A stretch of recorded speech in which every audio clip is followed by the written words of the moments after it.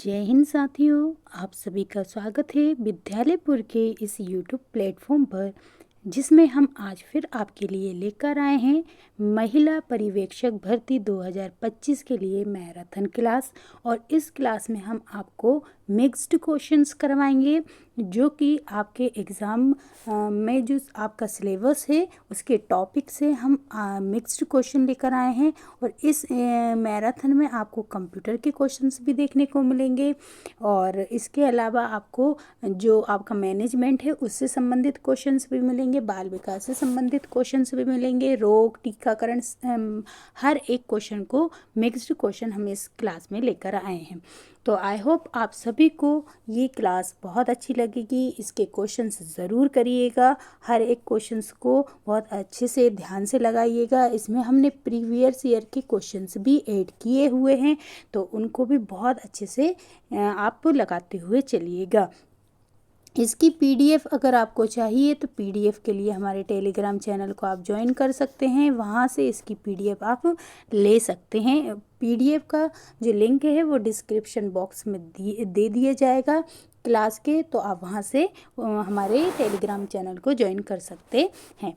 और इसमें जो क्वेश्चंस हैं आपको समथिंग 60-70 क्वेश्चंस हम आपको इस मैराथन में कराएंगे। तो और ये क्वेश्चन हम आपको 1 घंटे के अंदर करवाने की कोशिश करेंगे। थोड़ी स्पीड तेज़ रहेगी, तो आप भी थोड़ा सा स्पीड तेज़ से ही करिए, क्योंकि आपका एग्ज़ाम अभी नज़दीक है, जल्दी ही आने वाला है, तो इसलिए आप भी थोड़ा सा स्पीड से कर सकते हैं। और अगर आप फिर भी नहीं कर पा रहे हैं तो आप अपने यूट्यूब वहाँ से जाकर और इसको स्लो कर सकते हैं। तो चलिए अब हमारी क्लास को हम स्टार्ट कर देते हैं। तो एक बार सभी लोग क्लास को हम स्टार्ट करें उससे पहले एक बार सभी लोग क्लास को शेयर कर दीजिए और क्लास को लाइक भी कर दीजिएगा। और चैनल को अभी तक आपने सब्सक्राइब नहीं कर रखा है तो सब्सक्राइब ज़रूर कर लीजिएगा, क्योंकि हमारी जो डेली मैराथन क्लासेस चलती हैं उनका नोटिफिकेशन आपको प्रॉपर मिलता रहे, आप इसलिए क्लास को शेयर ज़रूर कर दीजिएगा।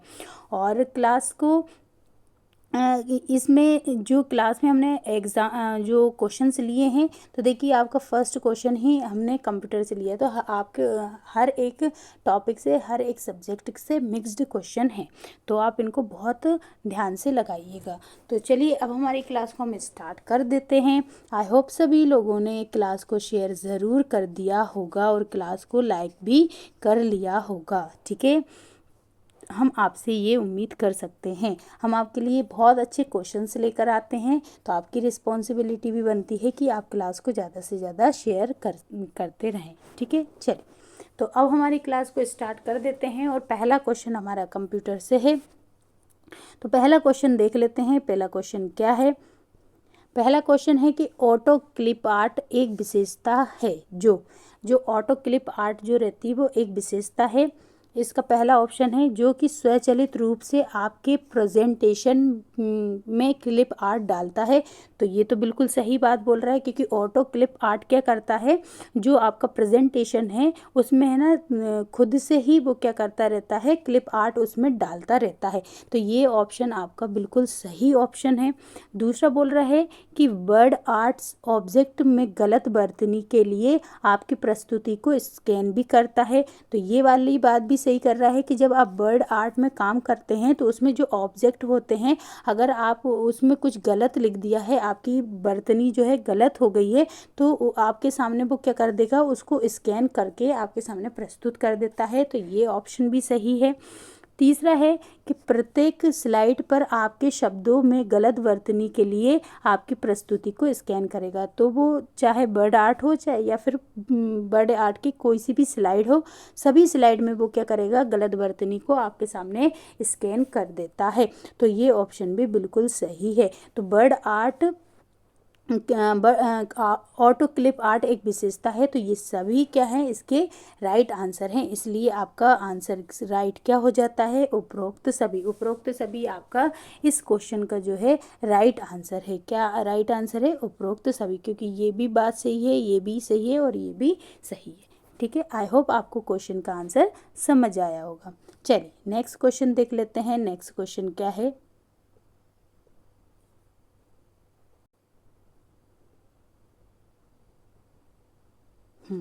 चलिए नेक्स्ट क्वेश्चन है कि बाल अधिकारों के संरक्षण के लिए राज्य आयोग के कितने सदस्य होते हैं। जो बाल अधिकार संरक्षण के लिए जो राज्य आयोग होता है, बाल संरक्षण आयोग जो होता है राज्य का, स्टेट का, उसमें कितने सदस्य होते हैं। 4 होते हैं, 5 होते हैं, 6 होते हैं या फिर 7 होते हैं। बताइए कितने होते हैं। How many members are there in the state commission for protection of child rights. बताइए बालों के अधिकारों को संरक्षण करने के लिए राज्यों के आयोग में कितने सदस्य होते हैं। तो इसका जो राइट आंसर हो जाएगा वो कितने सदस्य होते हैं, 7 सदस्य होते हैं। याद रखिएगा कितने सदस्य होते हैं, 7 होते हैं। ठीक है, चलिए नेक्स्ट क्वेश्चन देख लेते हैं। नेक्स्ट क्वेश्चन क्या है।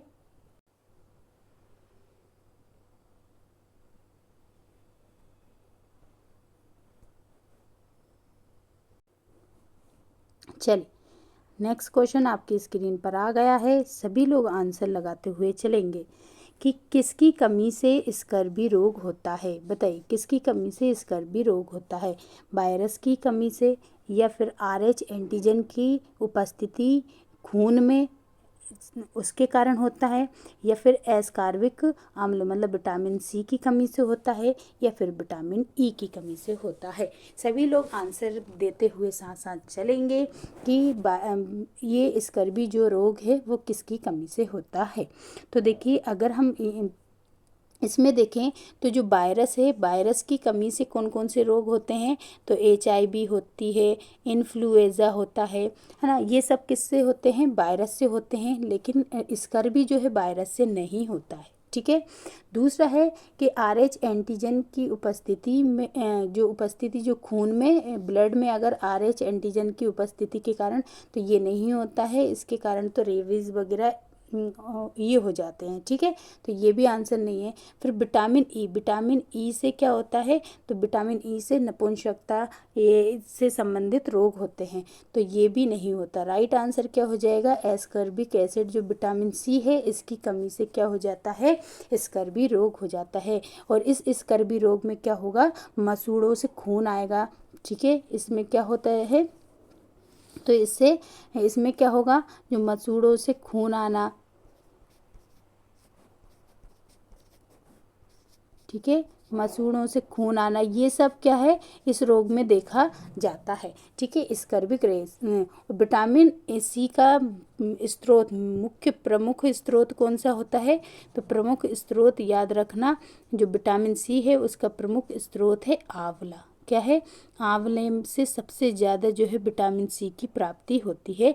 तो इसको भी आप याद रखिएगा। ठीक है, चल नेक्स्ट क्वेश्चन देखते हैं। नेक्स्ट क्वेश्चन क्या है।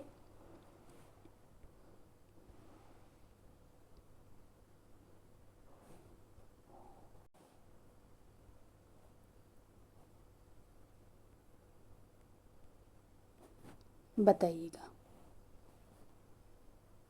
चलिए नेक्स्ट क्वेश्चन है कि निम्नलिखित में से कौन सी योजना के साथ स्वच्छ बच्चे स्वस्थ, एक सेकंड इसको तो बताइए इसमें से किस योजना से,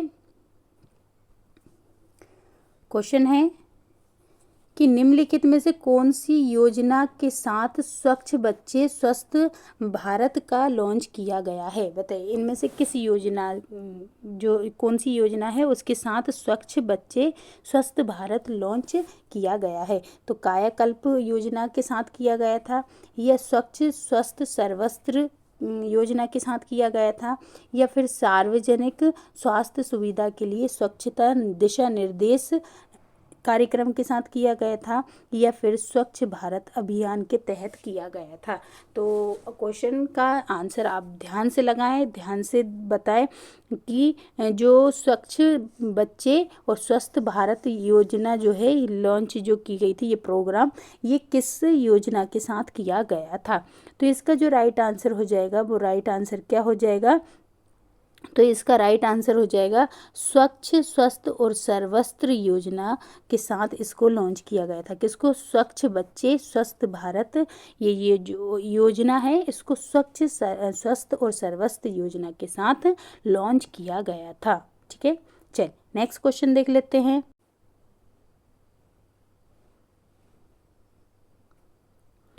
नेक्स्ट क्वेश्चन है कि हिंदू उत्तराधिकार अधिनियम 1956 निम्नलिखित में से किन व्यक्तियों पर लागू होता है? बताइए। जो हिंदू उत्तराधिकार अधिनियम जो है वो 1956 वो किन लोगों पर लागू होता है? ब्रह्म समाज के अनुयायियों पर, या फिर अनुसूचित जनजाति पर, या फिर बौद्धों पर, या उपरोक्त में से सभी पर? बताइए। जो हिंदू उत्तराधिकार अधिनियम 1956 का है वो किन किन व्यक्तियों के ऊपर लागू होता है? To which of the following is the Hindu succession act 1956 not applicable? बताइए। Not applicable. अच्छा, इसमें से ये नॉट बताना है। नॉट इंग्लिश में इसमें नहीं दिया है कि किस पर लागू नहीं होगा, ठीक है।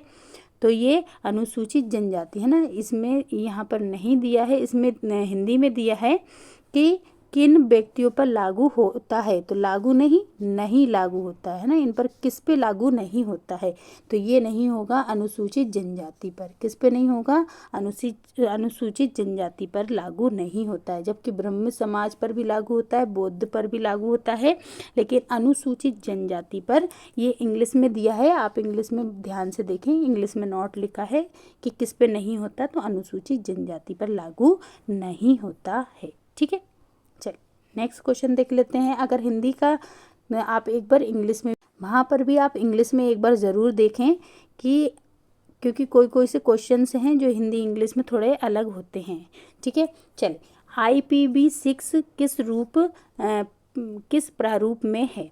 जो IPv6 है वो किस प्रारूप में है? ये कंप्यूटर से संबंधित है। तो बताइए, हेक्साडेसिमल प्रारूप में होता है, या ऑक्टल प्रारूप में होता है, या न्यूमेरिकल प्रारूप में होता है, या अल्फा न्यूमेरिकल प्रारूप में होता है? बताइए। सभी लोग बताएंगे कि जो IPv6 है वो किस प्रारूप में होता है। तो अगर इसका आंसर हम देखें तो ये किस प्रारूप में होगा?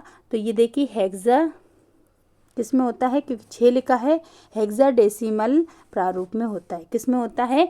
हेक्साडेसिमल प्रारूप में होता है IPv6। और एक IPv4 भी होता है, ठीक है। चलिए नेक्स्ट देखते हैं। नेक्स्ट क्या है?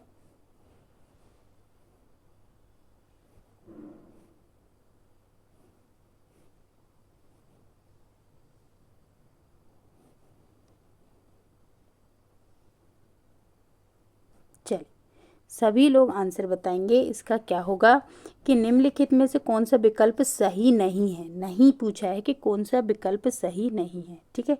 फर्स्ट देखते हैं कि हिंदू उत्तराधिकार अधिनियम 1956 बेटियों को एक संयुक्त हिंदू परिवार से केवल जीविका का अधिकार मांग सकता है, ठीक है।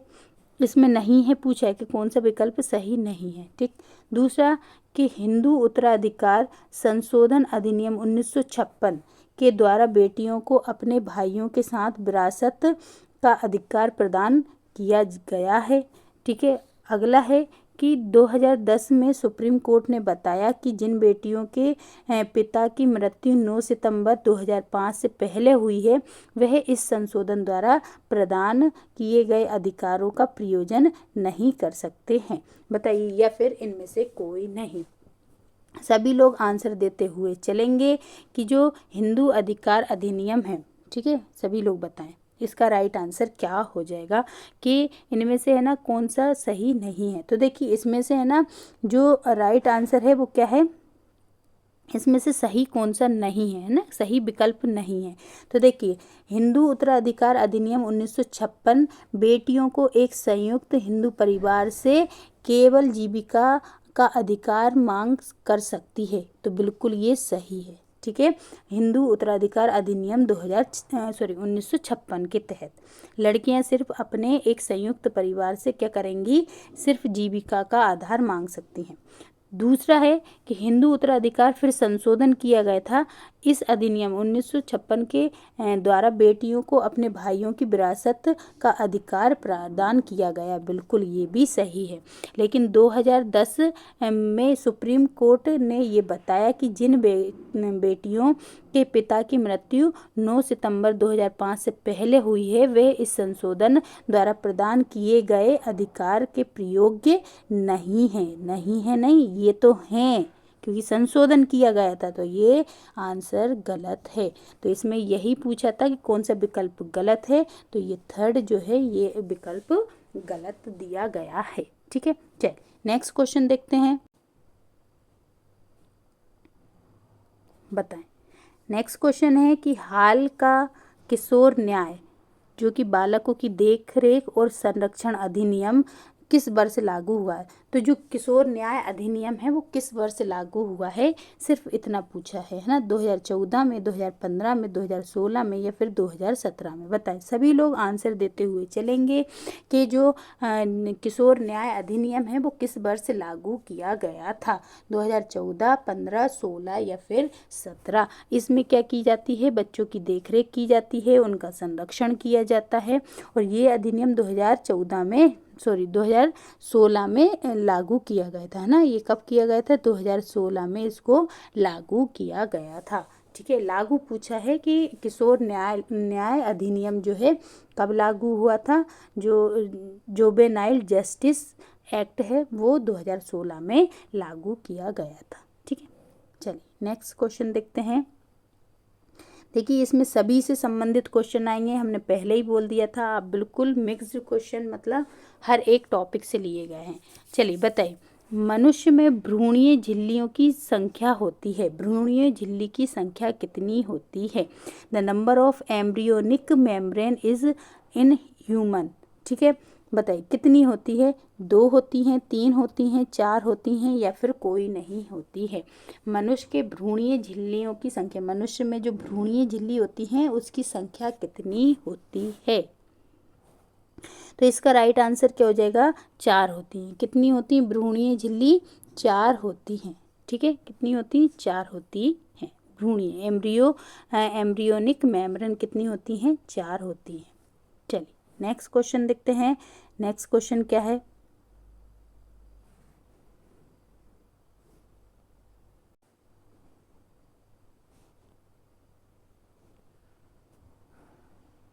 चलिए नेक्स्ट क्वेश्चन देखते हैं कि निम्नलिखित में से कौन से मंत्रालय में वन बंधु कल्याण योजना का आरंभ किया गया है। कौन से मंत्रालय ने वन बंधु कल्याण योजना का आरंभ किया है। जनजातीय कार्य मंत्रालय ने, या फिर पर्यावरण एवं वन और जलवायु परिवर्तन मंत्रालय ने, या सामाजिक न्याय और अधिकारिता मंत्रालय ने, या फिर ग्रामीण विकास मंत्रालय ने। सभी लोग आंसर लगाते हुए चलेंगे कि इनमें से कौन से मंत्रालय ने वन बंधु कल्याण योजना का आरंभ किया है। वन बंधु कल्याण योजना का आरंभ किस मंत्रालय द्वारा किया गया है। जनजातीय कार्य मंत्रालय और पर्यावरण वन और जलवायु मंत्रालय, सामाजिक न्याय और अधिकारिता मंत्रालय, या फिर ग्रामीण विकास मंत्रालय। तो देखिए इसका राइट आंसर क्या हो जाएगा, ये किसने करी है, तो वन बंधु कल्याण योजना। वन बंधु कल्याण योजना जो है जनजातीय कार्य मंत्रालय, मिनिस्ट्री ऑफ ट्राइबल अफेयर्स ने इसको क्या किया है, चालू किया है, आरंभ किया है। तो राइट आंसर क्या हो जाएगा, फर्स्ट इसका राइट आंसर हो जाएगा। ठीक है, चलिए नेक्स्ट क्वेश्चन देखते हैं। नेक्स्ट क्वेश्चन क्या,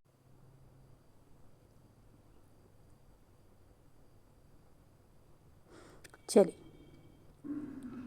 नेक्स्ट क्वेश्चन है कि स्वच्छ, स्वस्थ और सर्वस्त्र निम्नलिखित में से किसकी पहल है। अभी हमने देख भी लिया था कि इसके साथ कौन सी वाली जो है चालू हुआ था, तो स्वच्छ बच्चे स्वस्थ भारत, ये भी इसके साथ ही चालू की गई थी। ठीक है, अब ये बता रहा है कि ये किस मंत्रालय द्वारा चालू की गई है, स्वच्छ, स्वस्थ और सर्वस्त्र। ठीक है, स्वच्छ, स्वस्थ और सर्वस्त्र पहल जो है किस मंत्रालय द्वारा चालू की गई है। पेयजल और स्वच्छता मंत्रालय द्वारा, मतलब कि ministry of drinking water and sanitation ठीक है, इसके द्वारा, या फिर स्वास्थ्य और परिवार कल्याण मंत्रालय द्वारा, मतलब ministry of health and family welfare द्वारा, या फिर पेय और स्वच्छता मंत्रालय और स्वास्थ्य और परिवार कल्याण मंत्रालय सभी के द्वारा, या फिर इनमें से कोई नहीं। बताइए किसने किया था चालू? सभी लोग आंसर को लगाते हुए चलेंगे। बताइए किसने किया था चालू? तो इसका जो राइट आंसर है कि स्वस्थ और सर्वस्व योजना जो है वो किस मंत्रालय द्वारा चालू की गई है? तो ये सभी है ना, किसके द्वारा? पेयजल और स्वच्छता मंत्रालय एवं दोनों, है ना, पेयजल और स्वच्छता मंत्रालय, और दूसरा कौन सा है? स्वास्थ्य और परिवार कल्याण मंत्रालय। मतलब ये दोनों के द्वारा क्या कर दी गई है? चालू किया गया है। कौन सा? स्वच्छ, स्वस्थ और सर्वस्व। कौन सी मंत्रालय? एक बार और देख लेते हैं कि पेयजल और स्वच्छता मंत्रालय और स्वास्थ्य और परिवार कल्याण मंत्रालय, ये दोनों ने मिलकर ही चालू किया है। नेक्स्ट क्वेश्चन देखते हैं। आपके इसमें अधिनियम से रिलेटेड भी क्वेश्चन हमने ऐड किए हैं, ठीक है, अधिनियम जो टॉपिक है उससे संबंधित। तो ये देखिए, ये आया है कि दहेज निषेध अधिनियम 1961, ठीक है, कब का है? 1961 का है। और इसके अंतर्गत निम्न में से कौन सा दहेज में गिना जाएगा? इसमें से क्या है? दहेज में कौन सा गिना जाएगा? किसको हम दहेज मानेंगे? ठीक है, दहेज निषेध अधिनियम 1961 में क्या क्या चीज़ को दहेज माना जाएगा? पहला ऑप्शन है, एक सेकेंड रुकें,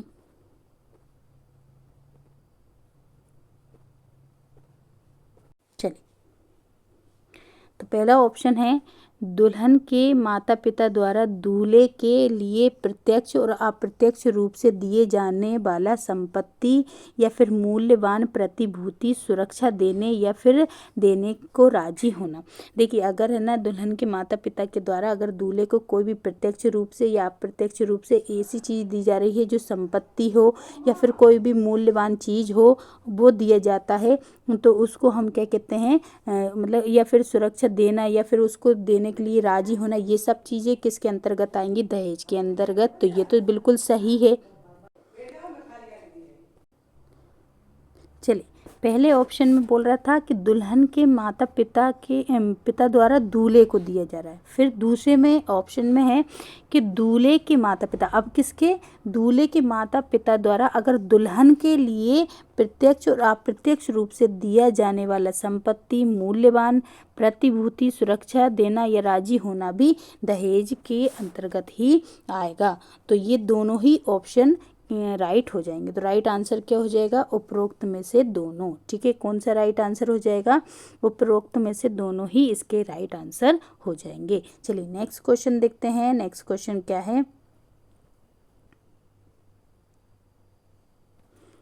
नेक्स्ट क्वेश्चन है कि राष्ट्रीय सामाजिक सहायता कार्यक्रम जब आरंभ हुआ तब कितने अवयव थे? मतलब उसके कितने अवयव थे जब स्टार्ट किया गया था? नेशनल सोशल असिस्टेंट प्रोग्राम ये जब चालू किया गया था तब उसके कितने कंपोनेंट थे? ठीक है, कंपोनेंट पूछे गए हैं, अवयव पूछे गए हैं, कितने कंपोनेंट थे? तो सभी लोग बताएंगे कितने कंपोनेंट थे। 2 थे, 3 थे, 4 थे या फिर 5 थे? राष्ट्रीय सामाजिक सहायता कार्यक्रम जब आरंभ हुआ तब इसके कितने अवयव थे? 2, 3, 4, 5। बताइए कितने अवयव थे? तो राइट आंसर इसका क्या हो जाएगा? 3 अवयव थे। उस जब चालू किया गया था तब कितने थे? इसके 3 अवयव थे। कितने थे? 3 अवयव थे। राइट आंसर 3 हो जाएगा। ठीक है, चलिए नेक्स्ट क्वेश्चन देखते हैं। नेक्स्ट क्वेश्चन है कि एमएस वर्ड में थीसेरस टूल जो होता है उसका प्रयोग किसके लिए किया जाता है? बताइए। थीसेरस जो टूल होता है वो एमएस वर्ड में क्यों यूज़ किया जाता है? किस चीज़ के लिए?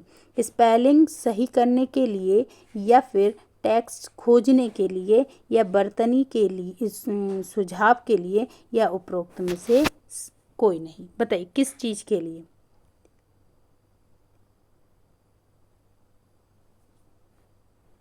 तो देखिए अगर MS वर्ड में जो थीसेरस टूल जो होता है उसका यूज़ क्यों किया जाता है, तो इसमें से कोई नहीं है ना, इसमें से कोई नहीं है। ना तो वो स्पेलिंग खोजने के लिए कर रहा है, ना ही कोई भी टेक्स्ट खोजने के लिए कर रहा है, ना ही कोई बर्तनी सुधारने के लिए कर रहा है। तो इसमें से तो कोई आंसर नहीं होगा। ठीक है, नेक्स्ट क्वेश्चन देखते हैं। नेक्स्ट क्वेश्चन क्या है?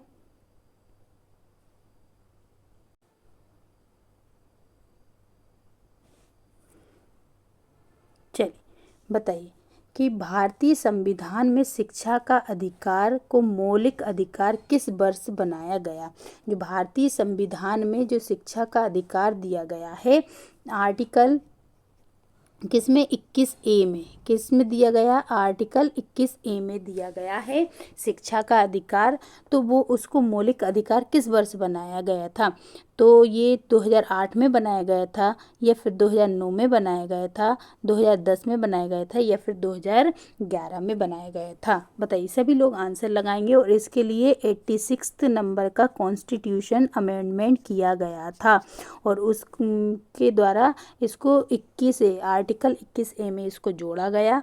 और ये किस वर्ष जोड़ा गया? 2008 में, 2009 में, 2010 में, या फिर 2011 में? तो राइट आंसर इसका क्या हो जाएगा? राइट आंसर हो जाएगा 2010 में बनाया गया था। कब जोड़ा गया इसको? 2010 में इसको जोड़ा गया। तो राइट आंसर 2010 हो जाएगा। ठीक है, चलिए नेक्स्ट क्वेश्चन देखते हैं।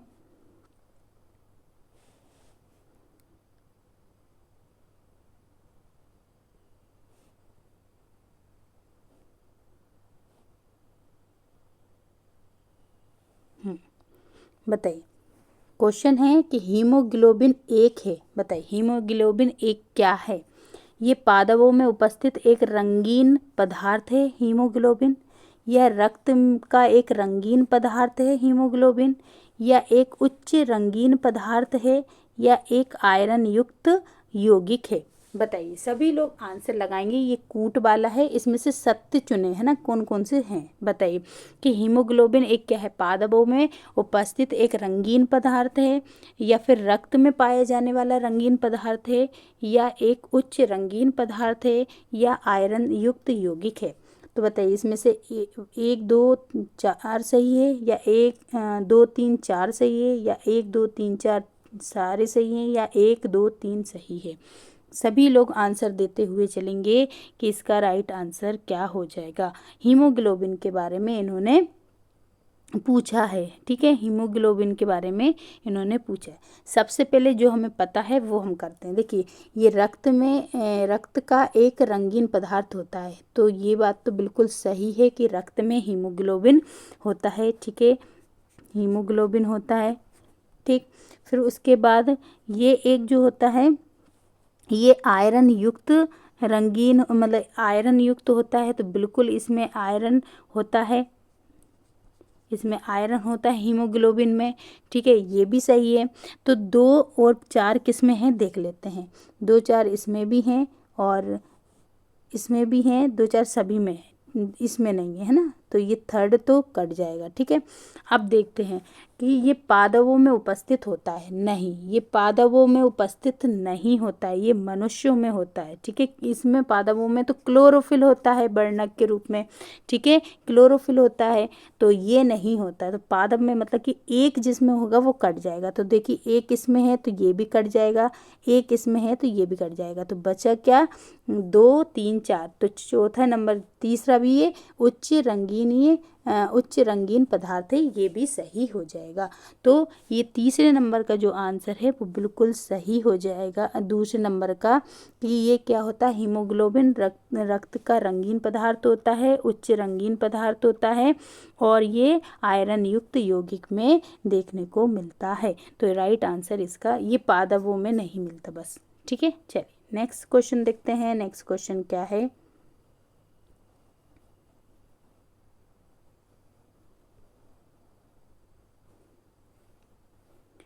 चलिए नेक्स्ट क्वेश्चन है कि माइटोसिन प्रतिजैविक किस रोग का इलाज करने के लिए उपयोग किया जाता है? जो माइटोसिन रहती है प्रतिजैविक एंटीबायोटिक गोलियां जो होती हैं, माइटोसिन, ये किसके लिए दिया जाता है? कर्क रोग मतलब कैंसर के लिए दी जाती है, या एड्स के लिए दी जाती है, पोलियो के लिए दी जाती है, सिफिलिस के कारण के लिए दी जाती है? बताइए, सभी लोग बताएंगे कि किस चीज़ के लिए, किस चीज़ के रोग के निदान के लिए हम माइटोसिन गोली देते हैं।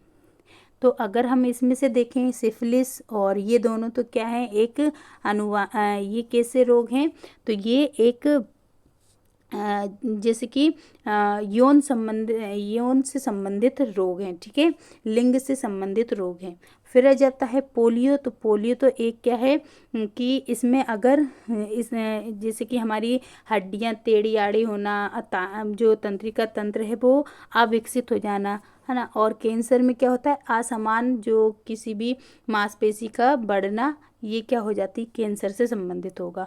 तो लेकिन माइटोसिन गोलियां जो दी जाती हैं वो किस रोग में दी जाती हैं? तो याद रखें, कैंसर की गोलियां हैं ये। माइटोसिन किसकी गोलियां हैं? तो माइटोसिन बायोटिक एंटीबायोटिक जो हैं वो किस में दी जाती हैं, किस चीज़ के ट्रीटमेंट के लिए? तो वो कैंसर के लिए दी जाती हैं। किसके लिए दी जाती हैं? कैंसर के लिए दी जाती हैं, ठीक है। चलिए नेक्स्ट क्वेश्चन देखते हैं। नेक्स्ट क्वेश्चन क्या है? नेक्स्ट क्वेश्चन है कि भारत में कौन से राज्य ने विद्यालयों में आने वाले बच्चों की संख्या में वृद्धि लाने के लिए मिड डे मील योजना लाए थे? अब सभी लोग बताएंगे कि मिड डे मील योजना किस राज्य की योजना है और ये कब आई थी? तो ये 90s की है, ये है ना, 1961-62 समथिंग आई थी ये मिड डे मील योजना। और जिसको है ना 1995 में फिर पूरे देश में मतलब कि पूरे देश में इसको क्या कर दिया था, घोषित करवा दिया गया था। मतलब इतनी सक्सेस हुई थी ये, फिर 1995 में मिड डे मील को पूरे देश में ही चालू करवा दिया था। तो वो सभी लोग बताएंगे कि मिड डे मील योजना जो है ताकि विद्यालयों में बच्चों की संख्या बढ़े, इसके लिए कौन सा राज्य लेके आया था? गुजरात लाया था, महाराष्ट्र लाया था, तमिलनाडु लाया था, या फिर कर्नाटक लाया था? तो याद रखें, इसका जो राइट आंसर हो जाएगा वो क्या है? तमिलनाडु राज्य लेकर आया था। कौन लेके आया था? तमिलनाडु राज्य लेकर आया था, और जिसको फिर 1995 में पूरे देश में चला दिया गया था, ठीक है। चलिए नेक्स्ट क्वेश्चन देखते हैं। नेक्स्ट क्वेश्चन क्या है? एक सेकेंड, बताइए, मोबाइल फ़ोन का उपयोग मोबाइल फ़ोन उपयोग करता है, मोबाइल फ़ोन उपयोग करता है किस तरीके का? फुल डुप्लेक्स या सिम्प्लेक्स या हाफ डुप्लेक्स या फिर इनमें से कोई नहीं? बताइए, सभी लोग मोबाइल फ़ोन उपयोग करता है। अब देखो, अगर मैं इसके बारे में बताऊं थोड़ा सा, तो ये क्या होता है, सिंप्लेक्स फॉर्म कौन सी होती है? जिसमें सिर्फ एक ही तरफ से क्या होती है, आवाज़ आती है ना। तो ये कैसा होता है? सिंगल डायरेक्शनल होता है। जैसे कि हम टीवी में सुन रहे हैं, रेडियो पे सुनते हैं, तो ये क्या होता है, हम उनसे कुछ नहीं कह पाते, लेकिन वो हमें उनका पूरा सुनाई देता है। तो ये किस में आता है? सिंप्लेक्स में आता है। फिर हाफ डुप्लेक्स में अगर देखें, इसमें क्या जाएगा, जैसे रेडियो आ जाएगा, है ना, टीवी आ जाएगा, ये सब आ जाते हैं। फिर हाफ डुप्लेक्स क्या होता है? हाफ डुप्लेक्स में क्या आ जाता है, जो कि वॉकी टॉकी होता है, जो वॉकी टॉकी होता है, जो पुलिस वाले इन लोगों के पास रखे रहते हैं। तो ये क्या होता है हाफ डुप्लेक्स में? कहने का मतलब है, सबसे पहले आप बोलेंगे, फिर उसके बाद आप है ना उसको रोकेंगे, फिर सामने वाले की आवाज़ आएगी, है ना। ऐसे पहले आप बोलेंगे और फिर वो बोलेगा, फिर आप बोलेंगे, फिर इस तरीके से आवाज़ आती, मतलब कि एक साथ आप दोनों नहीं बोल पाएंगे उसमें, है ना। पहले एक व्यक्ति बोलता है, फिर दूसरा व्यक्ति बोल पाता है, ठीक है। इसमें दो जन एक साथ नहीं बोल पाते। लेकिन हम मोबाइल पे क्या करते हैं, किचड़ किचड़ पूरे टाइम क्या कर सकते हैं, उधर से भी आ रही आवाज़, इधर से भी आ रही, हाँ हाँ, और हाँ, मतलब कि इधर से पूरा एक बात पूरी कही नहीं गई, उधर से उत्तर आना स्टार्ट हो जाता है। तो इसमें जो रहता है, ये कैसा होता है, मोबाइल फुल डिप्लेक्स होता है, मतलब कि आप भी इधर से लगे हुए हैं, वो भी उधर से लगे हुए हैं, है ना, दोनों साइड से आवाज़ें आ रही हैं। तो इसको हम क्या बोल देते हैं? फुल डुप्लेक्स बोला जाता है। तो जो मोबाइल फ़ोन होता है वो कैसा होता है? फुल डुप्लेक्स होता है, ठीक है, याद रखिएगा। चलिए नेक्स्ट क्वेश्चन देखते हैं। नेक्स्ट क्वेश्चन क्या है?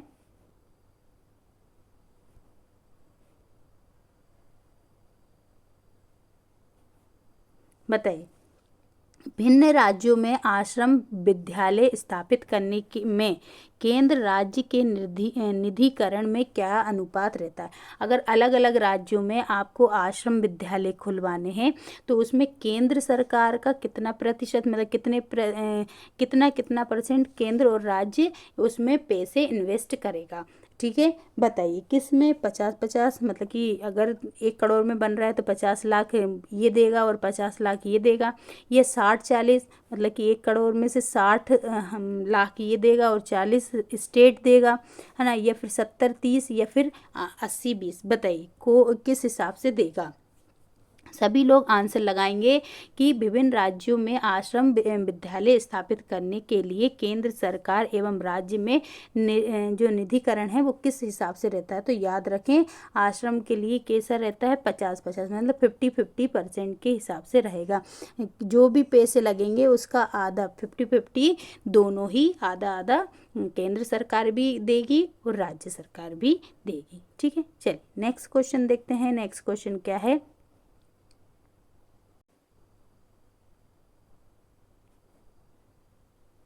बताइए कि फाइल ओपन डायलॉग बॉक्स को ओपन करने के लिए कौन सी शॉर्टकट की यूज़ करते हैं। अगर किसी फाइल ओपन डायलॉग से, मतलब फाइल ओपन करनी है और अगर हमको फाइल ओपन करनी है तो कौन सी वाली हम शॉर्टकट की का यूज़ कर लेंगे। अल्टर प्लस F12 का, या शिफ्ट प्लस F12 का, या कंट्रोल प्लस F12 का, या फिर सिर्फ F12 भी दबाकर हम क्या कर सकते हैं, फाइल खोल सकते हैं। बताइए, सभी लोग आंसर देते हुए चलेंगे। और क्लास को अभी तक आपने शेयर नहीं किया है तो प्लीज़ क्लास को सभी लोग शेयर करते हुए भी चलेंगे और क्लास को लाइक भी करेंगे। और चैनल को अभी तक आपने सब्सक्राइब नहीं कर रखा है तो प्लीज़ चैनल को सभी लोग सब्सक्राइब ज़रूर कर लेंगे। चलिए, तो इसमें देखिए, फाइल ओपन डायलॉग बॉक्स को ओपन करने के लिए हमें कौन सी शॉर्टकट की का यूज़ करते हैं, तो कंट्रोल प्लस F12 का। किसका करते हैं, कंट्रोल प्लस F12 की का उपयोग करते हैं। ठीक है, किसका करते हैं, कंट्रोल प्लस F12 की का। चलिए नेक्स्ट क्वेश्चन देखते हैं। नेक्स्ट क्वेश्चन क्या है,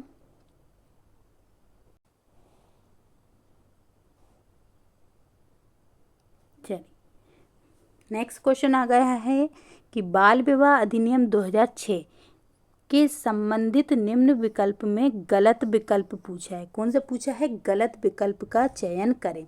जो बाल विवाह अधिनियम 2006 का है उसके संबंध में कौन सा इनमें से दिया गया विकल्प गलत होगा।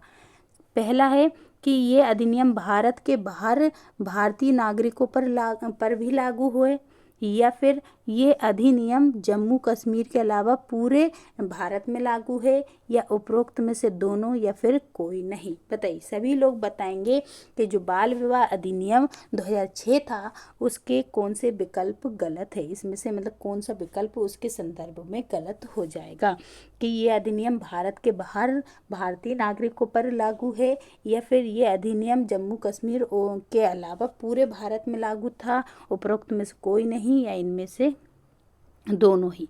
तो राइट आंसर क्या हो जाएगा, इनमें से कोई नहीं, कोई भी जो है वो गलत नहीं है। ठीक है, ये भी सही है कि ये भारत के बाहर भारतीय नागरिकों पर लागू था और ये जम्मू कश्मीर में नहीं था, इसके अलावा पूरे भारत में लागू था। तो राइट आंसर मतलब कि इनमें से दोनों में से कोई भी गलत नहीं है, ये दोनों ही सही थे। ठीक है, चलिए नेक्स्ट क्वेश्चन देखते हैं। नेक्स्ट क्वेश्चन क्या है,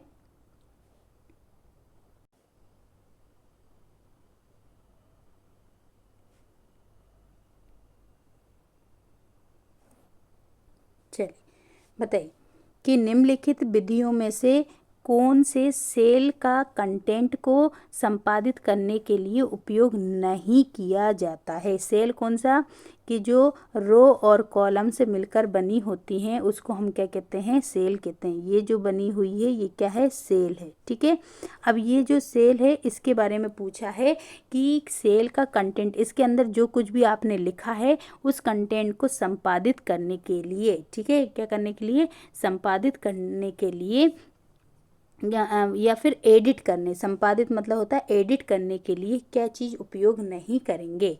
तो पहला है अल्टर कुंजी दबाकर हम उसको संपादित मतलब एडिट नहीं कर सकते, या फिर F12 दबाकर, या फार्मूला बार को क्लिक करके, या फिर सेल को डबल क्लिक करके।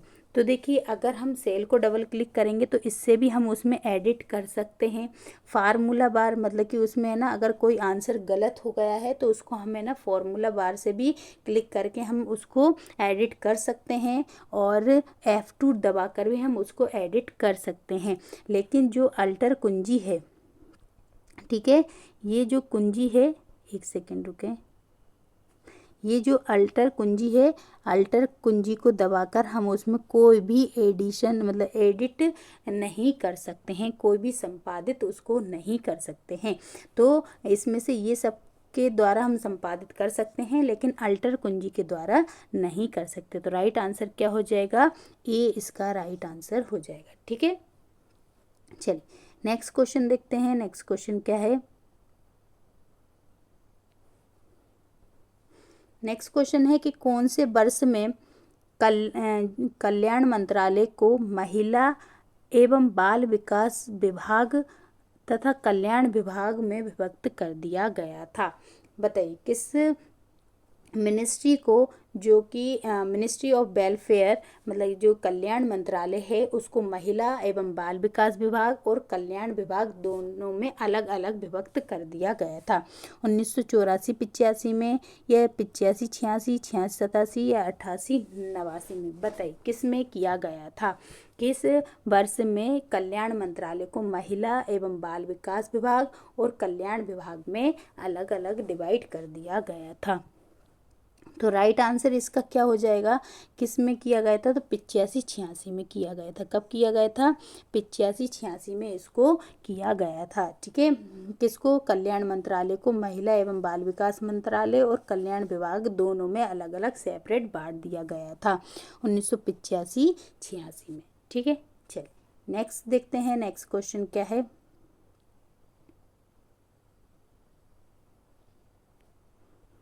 नेक्स्ट क्वेश्चन है कि विकलांगता अधिनियम 1995, विकलांगता अधिनियम कब का है? 1995 का है।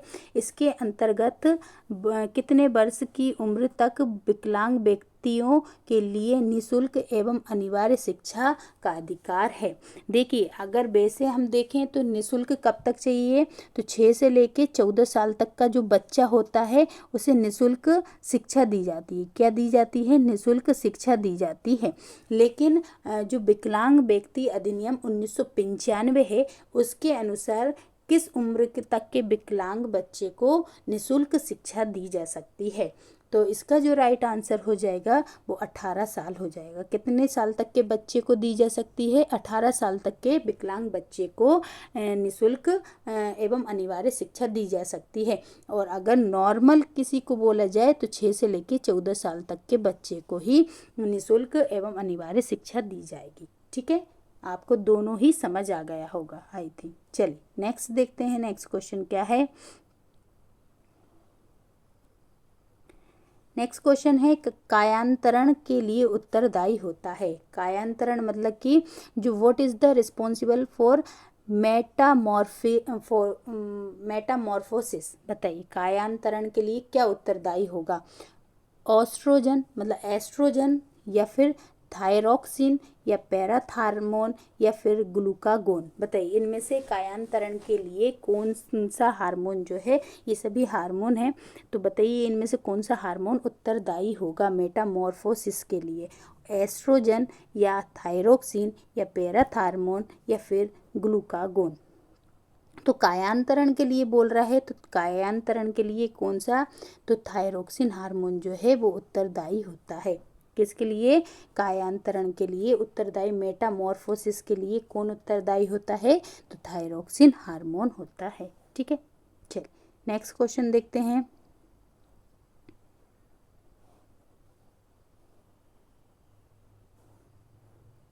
नेक्स्ट क्वेश्चन है कि सती समिति रोकथाम अधिनियम 1987, जो सती समिति अधिनियम 1987 है उसके अंतर्गत कौन सी महिलाएं को सती की श्रेणी में नहीं रखा जाएगा? मतलब इनमें से कौन सी महिलाएं हैं जिसको सती नहीं कहा जाएगा? ठीक है, पहला ऑप्शन है एक महिला जिनको अपने मृतक संबंधी के देह के साथ उनके स्वेच्छापूर्वक जला दिया जाए, स्वेच्छापूर्वक, ठीक है, उसको क्या कर दिया जाए, जला दिया जाए।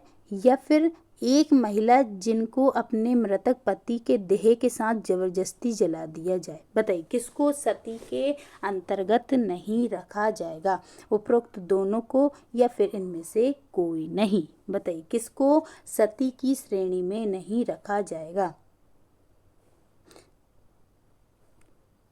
देखिए सबसे पहले ध्यान से देखें, फर्स्ट ऑप्शन में दिया है एक महिला जिनको अपने मृतक संबंधी के देह के साथ उनके स्वेच्छापूर्वक मतलब पूछने से पहले ही उसको क्या कर दिया जाए, उसके साथ मतलब कि पूछा भी नहीं गया उसकी और उसको जला दिया जाए, तो भी उसको है ना सती नहीं माना जाएगा। और दूसरा है कि उसके साथ जबरदस्ती उसको जला रहे हैं तो भी उसे सती के अंतर्गत नहीं रखा जाएगा। तो इनमें से दोनों ही क्या है, सही नहीं है, ठीक है, इसमें से दोनों ही, इनमें से कोई भी क्या है, तो इनमें से किसी को नहीं रखा जाएगा, ठीक है, दोनों को नहीं। चलिए नेक्स्ट देखते हैं, नेक्स्ट क्या है। नेक्स्ट क्वेश्चन है कि मनरेगा के काम प्राथमिकता का क्रम कौन निर्णय लेता है। जो मनरेगा के काम के उसमें मतलब किस चीज़ को प्राथमिकता दी जाए, उन सब के क्रम पर कौन निर्णय लेता है। केंद्र सरकार लेगी या ग्रामीण विकास मंत्रालय लेगा, राज्य सरकार लेगी या फिर ग्राम सभा लेगी। बताओ who decide the order of the priority of work in MNREGA. Mahatma Gandhi national rural है ना, ये एनवायरनमेंट गारंटी एक्ट जो है इसके बारे में बताया गया है कि मनरेगा जो है इसके काम के लिए प्राथमिकता का क्रम कौन निर्णय करता है। तो याद रखें ये कौन करेगा, ग्राम सभा करेगी। क्या कौन करेगी इसमें, ग्राम सभा जो है मनरेगा के काम के प्राथमिकता का क्रम जो है वो कौन निर्णय लेगा, उसके लिए ग्राम सभा निर्णय लेगी। आप इसको याद रखें ना, केंद्र सरकार नहीं लेगी, ग्राम सभा इसमें लेगी, ठीक है। चलिए नेक्स्ट क्वेश्चन देखते हैं। नेक्स्ट क्वेश्चन है कि एक नई तालिका बनाने के लिए किस पद्धति को आप फील्ड प्रकार और आकार निर्दिष्ट करने की आवश्यकता नहीं है। देखिए एक नया आपको क्या बनाना है, एक नई तालिका बनानी है, उसके लिए किस पद्धति को आप फील्ड प्रकार और आकार निर्दिष्ट करने के लिए आवश्यक नहीं मानेंगे। तो एक विजार्ड द्वारा टेबल बनाने वाली पद्धति को नहीं मानेंगे, या डाटा एंट्री के साथ टेबल बनाना, या फिर डिज़ाइन व्यू में टेबल बनाना, या फिर इनमें से कोई नहीं। तो देखिए अगर आप एक नई तालिका बना रहे हैं, ठीक है, एक नई तालिका बना रहे हैं और उसमें कौन सी फील्ड प्रकार की और आकार निर्दिष्ट के लिए आवश्यक फील्ड मतलब पद्धति नहीं होगी, तो वो कौन सी नहीं होगी, डाटा एंट्री के साथ टेबल बनाना, ये पद्धति जो है वो आवश्यक नहीं होती है। जबकि विजार्ड के द्वारा टेबल बनाना ये भी ज़रूरी होती है, डिज़ाइन व्यू में टेबल बनाना ये भी ज़रूरी होती है, लेकिन डाटा एंट्री के साथ टेबल बनाना ये ज़रूरी नहीं होता है। चलिए नेक्स्ट क्वेश्चन देखते हैं। नेक्स्ट क्वेश्चन है कि खाद्य सुरक्षा अधिनियम 2013, जो खाद्य सुरक्षा अधिनियम है वो कितने का है, 2013 का है। उसके अनुसार कौन सा खाद्यान्न के अंतर्गत नहीं आता है। बताइए इनमें से किसको खाद्यान्न के अंतर्गत नहीं मानेंगे, चावल को नहीं मानेंगे, गेहूं को नहीं मानेंगे, स्थूल अनाज को नहीं मानेंगे, या फिर दाल को नहीं मानेंगे। बताइए इनमें से किसको खाद्यान्न के अंतर्गत नहीं माना जाएगा। आपको जो वहाँ से दिया जाता है, जो गवर्नमेंट जो होती हैं कंट्रोल्स होती हैं, उन पर से दिया जाने वाला जो खाद्य पदार्थ होता है उसमें से क्या क्या मिलता है, तो उसके अकॉर्डिंग आप लगा सकते हैं पीडीएस के माध्यम से क्या क्या दिया जा रहा है। तो देखिए इसमें अगर हम देखें तो इसमें से दाल को नहीं मानेंगे। देखिए ये चावल भी देते हैं हमको, गेहूं भी देते हैं, स्थूल अनाज मतलब कोई भी मोटा अनाज भी देते हैं, लेकिन दाल नहीं देते हैं। तो याद रखें कि जो खाद्य सुरक्षा अधिनियम 2013 है उसके अनुसार खाद्यान्न के अंतर्गत कौन नहीं आता, तो दाल नहीं आती है, पल्सेस नहीं आती हैं। ठीक है, चल नेक्स्ट क्वेश्चन देखते हैं। नेक्स्ट क्वेश्चन क्या है,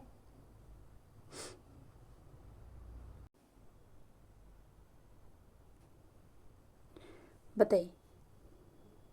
नेक्स्ट क्वेश्चन है, बेटी बचाओ बेटी पढ़ाओ पहल के लिए कितने जिलों को चुना गया है। बताइए कितने जिलों को चुना गया था बेटी बचाओ बेटी पढ़ाओ के लिए। 50 को, 75 जिलों को, या फिर 100 जिलों को, या फिर 125 जिलों को। बताइए कितने जिलों को चुना गया है बेटी बचाओ बेटी पढ़ाओ पहल के लिए, कितने जो जिले हैं उनको चुना गया है। 50, 75, 100 या फिर 125। सभी लोग आंसर लगाते हुए चलेंगे कि राइट आंसर इसका क्या हो जाएगा। तो देखिए कितने जिलों को, 100 जिलों को चुना गया था। कितने जिलों को चुना गया था, बेटी बचाओ बेटी पढ़ाओ के लिए 100 जिलों को चुना गया था। ठीक है, चलिए नेक्स्ट क्वेश्चन देखते हैं।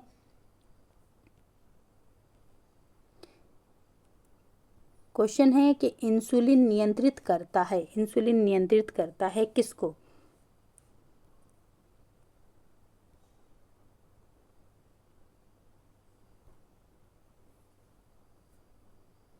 इंसुलिन किसको नियंत्रित करता है, थायराइड में आयोडीन की मात्रा को, रक्त में लोहे की मात्रा मतलब आयरन की मात्रा को, रक्त में शर्करा की मात्रा को, या फिर रक्त में यूरिया की मात्रा को।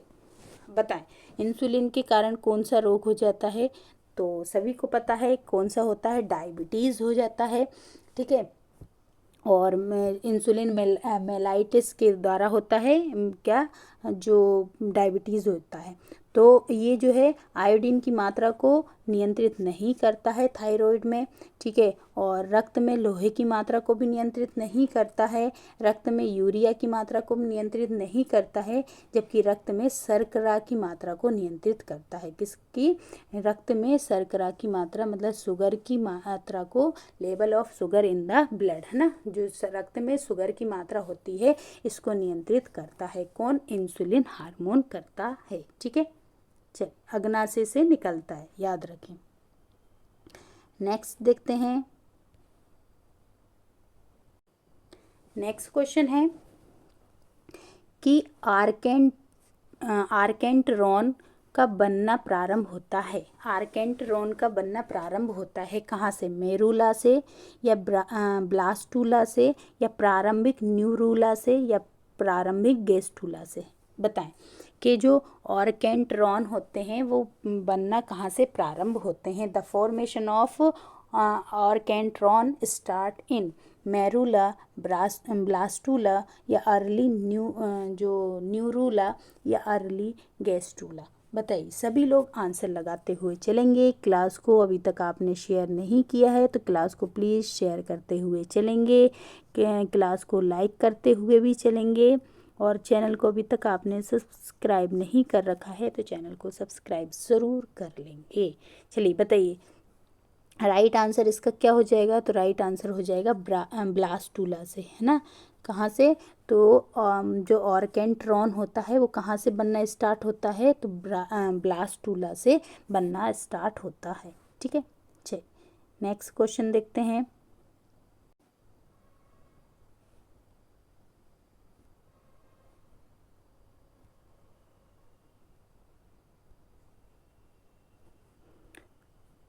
चलिए बताइए कि प्रत्येक सांसदों द्वारा सांझी योजना के अंतर्गत 2019 तक कितने आदर्श ग्रामों का विकास करना पड़ेगा। बताइए जो सांसदों द्वारा जो सांझी योजना चालू किया गया था, कब 2019 में सांझी योजना चालू किया गया था, और इसके अंतर्गत कितने जो आदर्श ग्रामों का, है ना, कितने आदर्श ग्रामों का विकास करना पड़ेगा, 2 का, 3 का, 4 का, या फिर 5 का। सभी लोग बताएंगे कि प्रत्येक सांसद, एक सांसद को, है ना, एक सांसद को कितने जो ग्राम हैं उनका विकास, आदर्श ग्रामों का विकास करना होगा एक सांसद को। बताइए किस में, सांझी योजना के तहत, और 2019 में ये योजना आई थी। तो याद रखें, एक सांसद को कम से कम 3 आदर्श ग्रामों का विकास करना होगा। कितने? 3 आदर्श ग्रामों का विकास करना होगा। ठीक है, राइट आंसर 3 हो जाएगा। चलिए नेक्स्ट क्वेश्चन देखते हैं।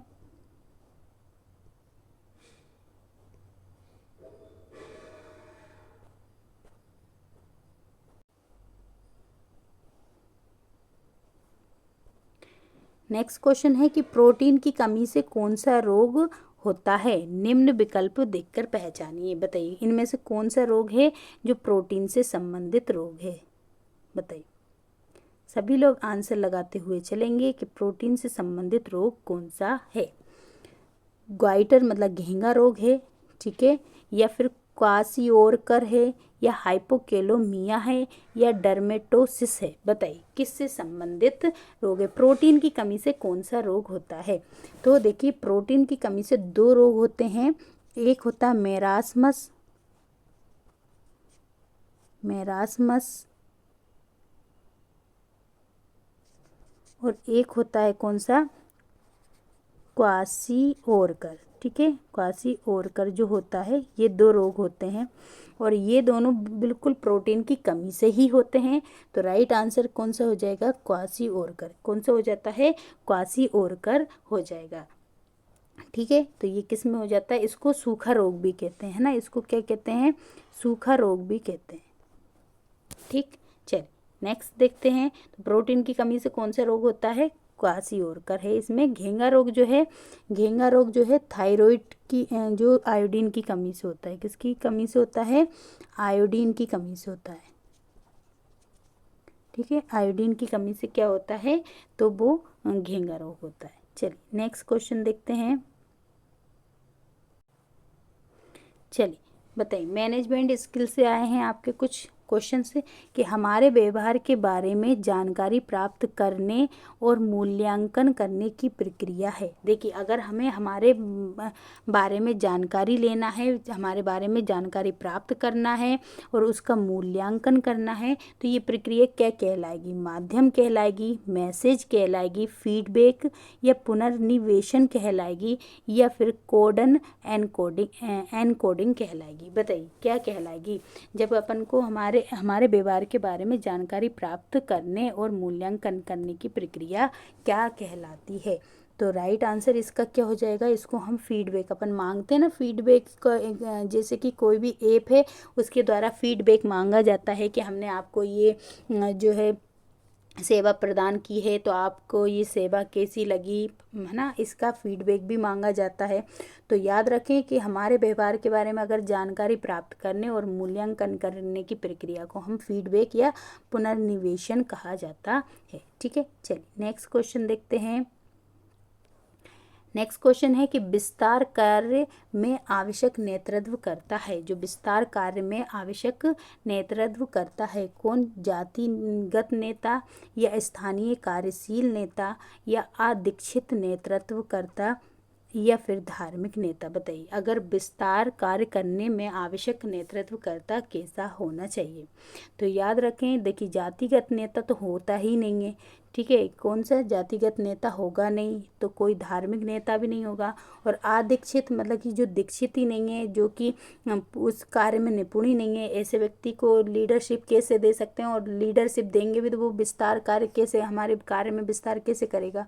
तो ऐसे के लिए हमको स्थानीय कार्यशील नेता की आवश्यकता होती है। कैसे? स्थानीय कार्यशील नेता के नेतृत्व की आवश्यकता होती है। चलिए नेक्स्ट क्वेश्चन देखते हैं।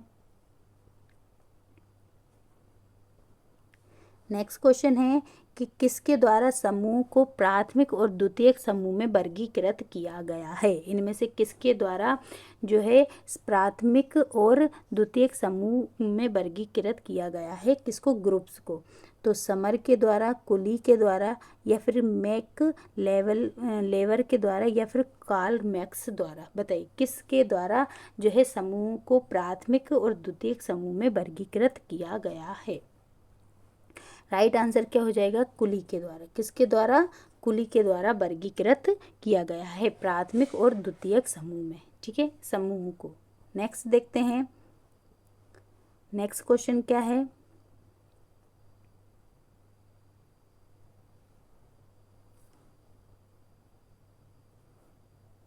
नेक्स्ट क्वेश्चन है कि किसी प्रतिस्पर्धा, विज्ञापन, मनोरंजन में निर्देश देने, निर्णय करने, आंकने पर लक्षित मॉडलों, नमूनों, तालिकाओं और पोस्टरों आदि में नियोजित प्रदर्शन को क्या कहते हैं? बताइए कि अगर आप किसी भी प्रतिस्पर्धा, विज्ञापन या फिर मनोरंजन में निर्देश देने, निर्णय लेने, आंकने पर लक्षित मॉडल, नमूनों, तालिकाओं, पोस्टर आदि में नियोजित करने के लिए ये सब नियोजित करते हैं, प्रदर्शन करते हैं, तो इसको क्या बोलेंगे? क्षेत्र यात्राएं या प्रदर्शनी या पोस्टर या ऊपर के, मतलब ऑल ऑफ दिस।